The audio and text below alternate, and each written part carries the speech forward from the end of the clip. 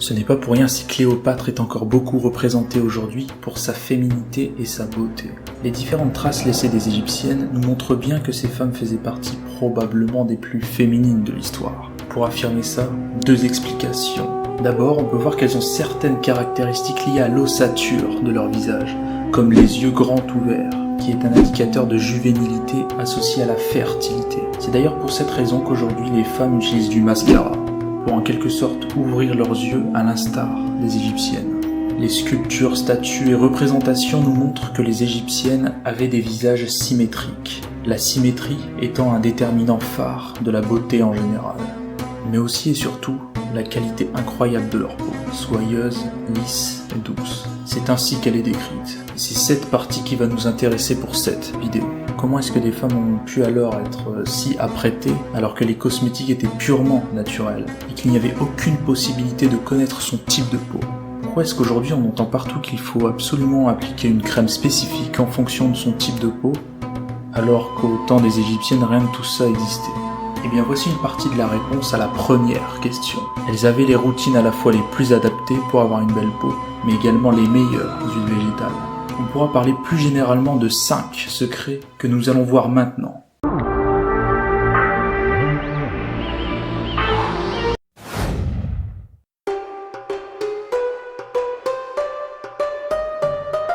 Les Égyptiennes appliquaient régulièrement différentes huiles végétales sur leur peau. C'est ce qu'on appellerait aujourd'hui une routine skincare. Ces applications régulières étaient faites à partir d'huiles végétales qui avaient la qualité d'être pures. Cette routine leur servait de rituel, et ces rituels n'étaient pas uniquement liés à l'esthétique, mais aussi à des raisons médicinales, thérapeutiques et religieuses. Et malgré le climat semi-désertique de l'Égypte, ces huiles leur permettaient d'avoir une peau lisse, hydratée et soyeuse. Mais comment?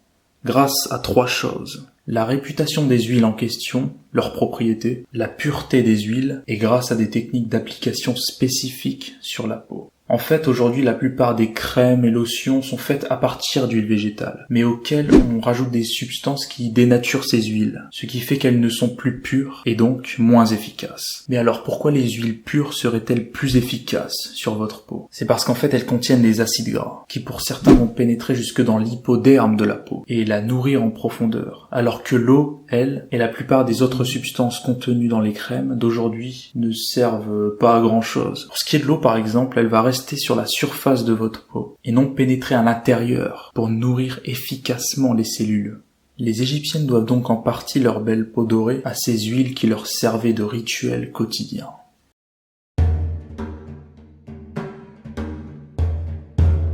Au début de cette vidéo, on avait parlé des yeux des Égyptiennes. Et ben en fait, elles sont les premières à avoir utilisé l'ancêtre du mascara. Comme le veut la culture de l'Égypte antique, selon la légende, Horus, fils d'Isis et Orisis, aurait perdu un œil dans sa lutte avec Seth, qui est le dieu des forces du mal. Les yeux d'Horus représentent le cycle vital du soleil et de la lune, du jour et de la nuit, de la lumière et des ténèbres. On utilisait alors cet ancêtre du mascara pour lui permettre de retrouver la vue. Et cet œil noir, pourvu d'un long prolongement en forme de goutte, est en fait l'œil d'Horus, qui est un symbole de l'intégrité, de la santé et du salut.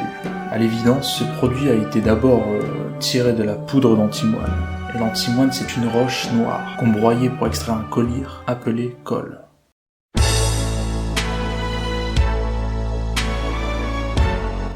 Pour échapper au temps, Cléopâtre ne jurait que par le bain au lait d'ânesse. Il avait cette particularité de lisser, raffermir et d'adoucir la peau, si bien que la dernière reine d'Égypte en a fait son rituel quotidien. L'acide lactique qui est contenu dans ce lait est idéal pour se débarrasser des cellules mortes. Ce mécanisme s'effectue grâce aux acides hydroxylés qui vont nettoyer en profondeur la peau en s'attaquant directement aux amas de cellules mortes. C'est en fait ce qu'on pourrait trouver aujourd'hui comme une sorte d'exfoliant naturel. En fait, ce lait d'ânesse a presque les mêmes valeurs nutritionnelles que le lait maternel, notamment pour sa forte teneur en protéines, en céramides ou encore en phospholipides, qui sont des composants particulièrement restructurants et hydratants pour la peau. C'est ce qui fait de ce lait un régénérant naturel.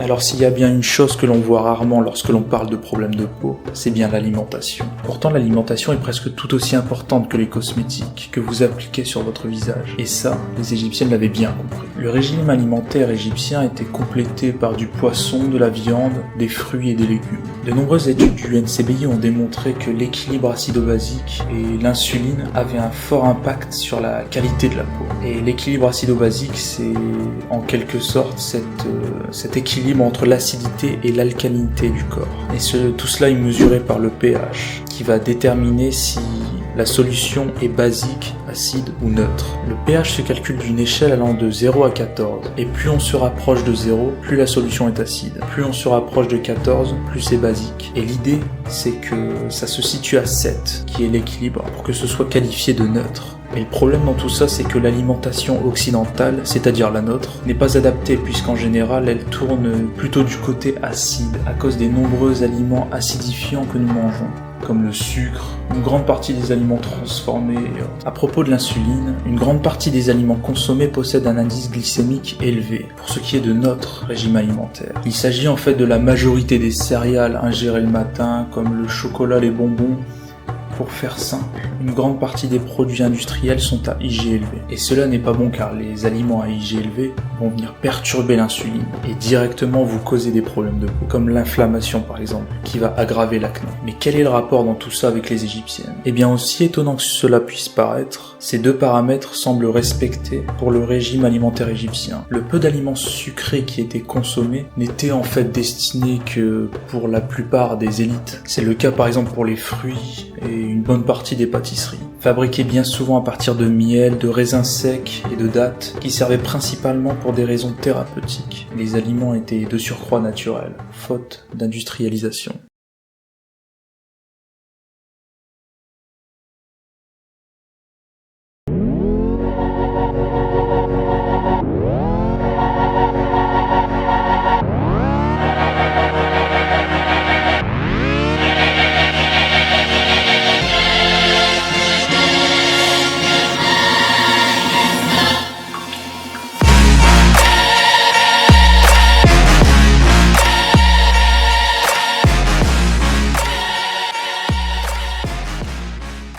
D'après certains écrits, elle a été relayée par la reine d'Égypte antique Cléopâtre et par Néfertiti pour un usage cosmétique. Les Égyptiennes de l'ancien temps utilisaient cette huile pour ses nombreuses propriétés qu'elle tire sur la peau. Cet élixir était utilisé pour hydrater activement la peau tout en gardant cette fameuse douceur et cette brillance grâce à sa composition riche en acides gras et ses propriétés qui ont été confirmées par plus de 1200 études disponibles sur le NCBI. Si vous souhaitez vous procurer cette huile, il va falloir être vigilant car aujourd'hui certaines huiles de nigel sont fabriquées à partir de machines très polluantes. Résultat des courses, vous vous retrouvez à appliquer du pétrole sur votre visage. Autant vous dire que votre peau ne va pas trop aimer. Et c'est pour ça que nous avons créé un mini guide qui vous permettra de reconnaître facilement une bonne huile de nigel à partir de 7 critères simples spécifiques. Alors avant de terminer cette vidéo, vous avez peut-être remarqué que nous n'avons pas répondu à la première question, à savoir...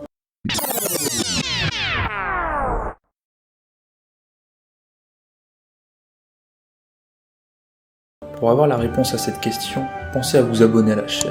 Nous vous ferons une vidéo détaillée à ce sujet d'ici peu. Et dans la prochaine vidéo, on verra les 3 aliments qui détruisent votre peau au quotidien.